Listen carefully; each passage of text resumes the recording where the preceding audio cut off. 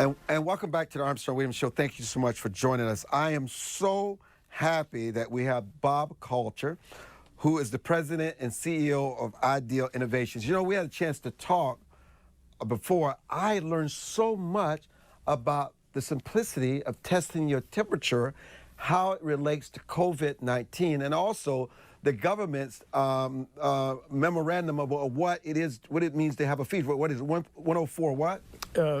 100.4. 100.4. Talk about the era of COVID-19 and the importance of consistently and constantly taking your temperature. Okay, first of all, the key thing with this virus is that you can have it and spread it and not even know it. You know, people are saying that's asymptomatic. The government says that fever is 100.4. 100.4, that number, where'd that number come from? 152 years ago, that was established by a scientist that measured a bunch of people with a mercury thermometer. And since that time, the population is a little bit heavier, and the heavier you are, the lower your temperature goes. So it's way high. It's generic. They're saying, hey, if you're 2 years old or 90 years old, it's outdated. It's wrong. Okay. The 98.6 was also established at that time. Well, we've studied this for a while, and we find that people have their own temperature range and their own temperature, warning temperature, we'll call it. So if you take your temperature reliably, that's the key thing, reliably, and we think that's an oral thermometer, reliably, under same conditions, similar conditions every day, you'll establish a channel, and you'll always be in that channel unless there's a problem. So we've developed an approach where for 5 days it takes your temperature, it establishes a channel, and establishes a warning temperature. And what's key is once you get in that warning temperature, that's 1 out of 100 chances that you're there. That means that you have a fever for yourself. You have something wrong for yourself. And when you get that, that will be the first signs of COVID. And this will occur very early in the process. We've had a live case where a gentleman encountered the COVID at 5 p.m. We know how it happened and everything. 5 p.m. on a Wednesday night. Thursday morning, he took his temperature, and he was out of channel.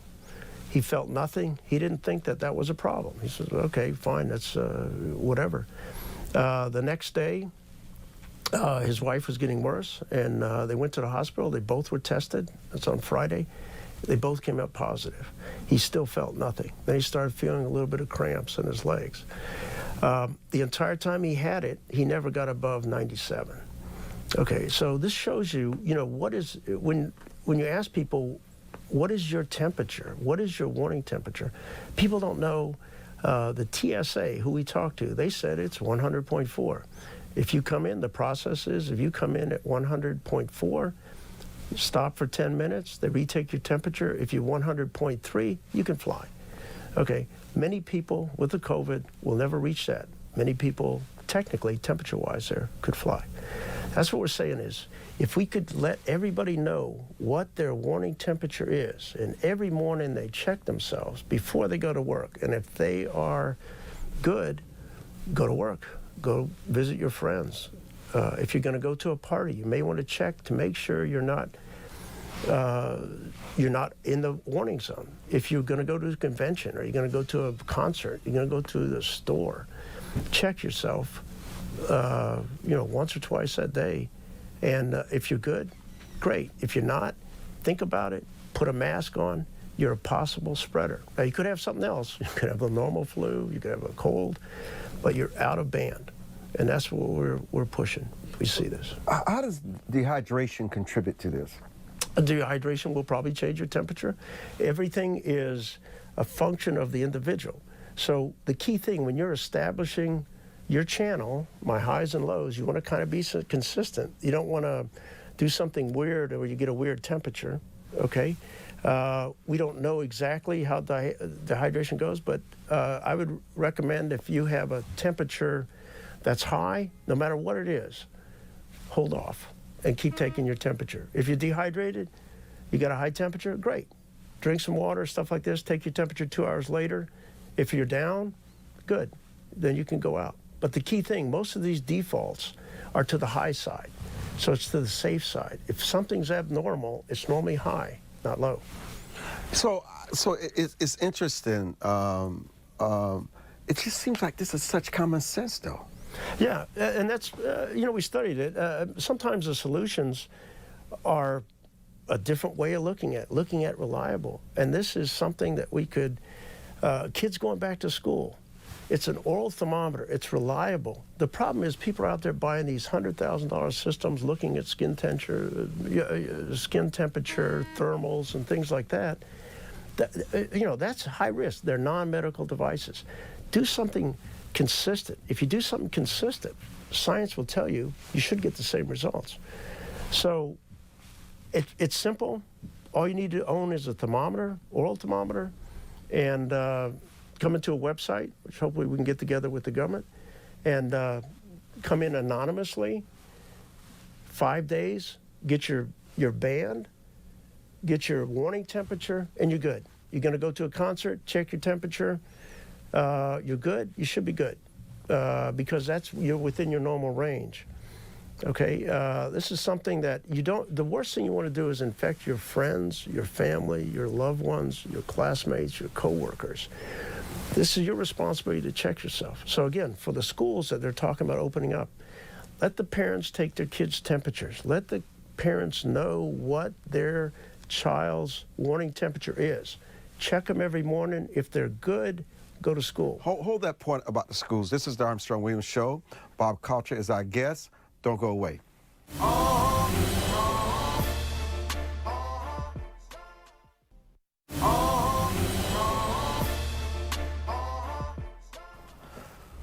Welcome back with our guest, Bob Kocher. Thank you so much for joining us. You're talking about the schools and parents being responsible in consistently taking the kids' temperature. But what you're also saying is that temperature is the most accurate indication of whether something has changed in your body and whether you may have any semblance of the symptoms of COVID-19. Well, we see it that the largest indicator that people have is temperature. The government will say it's 87% of people have a fever. Now, are they calling that 104? If you're looking at 97 as a fever, that's huge.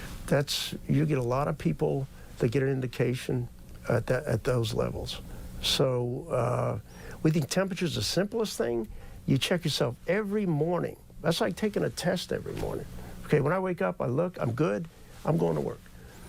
If for some reason I'm high, now in the evening it will be high. The evening it will not be above the threshold, but it will be close. Okay, that's another indicator that in the evening temperatures are normally high, no problem, go to sleep. Okay, if for some reason the temperature is higher in the morning, that means something's manifested over the evening. Okay, if the temperature is down below average, you're good, go to work. I require all of the folks in my company, we get about 170 people, to take their temperature chest. When they come in, they go, hey, I'm good. That's good. Now, you see these other things at stores where people want to put up thermal devices and catch people. Highly inaccurate systems, non-medical devices, okay? It's kind of a placebo. And also, what are they set at? 100.04. You could have, probably 80% of people go through with the COVID and it won't pick up. I think what you should do on that is you should just turn it around and show the person what their temperature is reading. So I know my warning temperature is 98.8. If I'm going into a store and it says something close, I may want to stop, make sure I got a mask on. Maybe I don't want to go in there. I do not want to be responsible for contaminating other people, nor do most of the people out there want to do that, particularly, with your family and friends. What are your personal thoughts on the mask? I think you need to put we have an application you put on the outside of the mask. I think, there's so many different masks. I think a lot of these masks were designed for particles and weren't designed for viruses. I think a lot of people have, their homemade mask. You got to put something on it. That's another discussion. We have something that will put on that will kill the virus, and it's non-toxic. So what do you have? It's we'll call it a wood alcohol-based solution. We have a patent pending. We're in discussion with a couple companies. They could bring out the spray. The masks are, in my opinion, not that effective. They're the only thing out there. But if you could spray it with something that would kill the COVID and it's non-toxic, that's a huge breakthrough. You know, it's interesting because I have the mask and I spray it every day.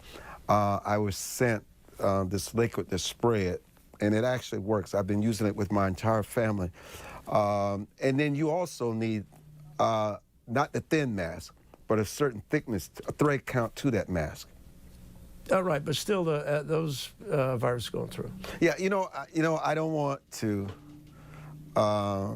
discourage anyone from wearing the mask. I think people should do whatever the government recommends or what they feel comfortable with. But I agree with you, and I'll say it with you on the mask. I think it's just much more. I think it can only do so much. That's probably why in the beginning that it was not recommended. That's correct. The mask, if you have nothing, wear the mask. But, you know, some of them aren't tight fit. Some of them, there's all kinds of things. Some of them are homemade. Some of them are scarves. And everybody's in the mask business. That's right. That's right. But and they wanted the mask to look like maybe like the Cowboys or like the Wizards or like their favorite family member. And it's just, it's all cute. But this is a serious matter. It helps. It helps. But I think if you know your temperature, you know your warning temperature, you don't go out. You know your warning temperature, you know, and you know your kids. Don't send them to school. You know, the teachers are concerned that kids are coming in, they cough, they do this. You know, how does the teacher know these kids are safe? The parents should have a responsibility to take their temperature. If they do that, if everyone's coming in good, you shouldn't have a problem in the school. I'm Armstrong Williams, and we'll be back.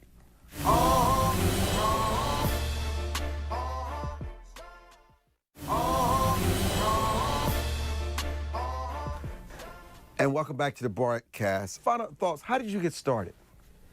We're an inventions company. We like to study. You have 65 patents. Right. Well, I was at DARPA for 7 years, and when I retired, I wanted to continue doing inventions, and we studied different problems. I have a group of really creative people, experts in the area, and then we focus on studying the problems and all the what-ifs, and then try to come up with a solution. You know, I call the DARPA approach is you focus on something, you bring in the experts, and you get this group together and you try to figure out the way. Now, what we do is we take a lot longer with the problem. A lot of times people jump in, oh, this is a solution. I think that's what the government has done with some of this stuff. Because, you know, we're talking about, look, use the temperature. You know, this is good. And it's not coming across. They're kind of going, no, I want a vaccine. You know, I don't even know if the vaccines, how good the vaccines are going to be.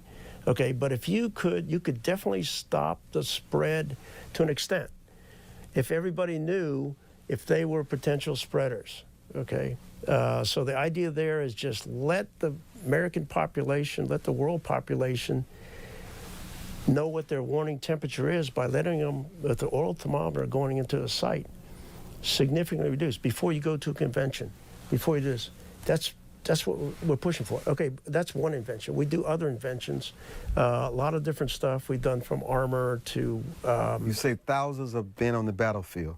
We developed a vehicle that could stop this explosively formed projectile. After 13 months of government saying it couldn't be done. You know, I really wish you well. It's really been a pleasure having Bob Kocher join us today, the CEO of Ideal Innovations, and Michael Bartholomew, CEO of TrueTac Technologies. Thank you, and we can't wait to hear more about your product.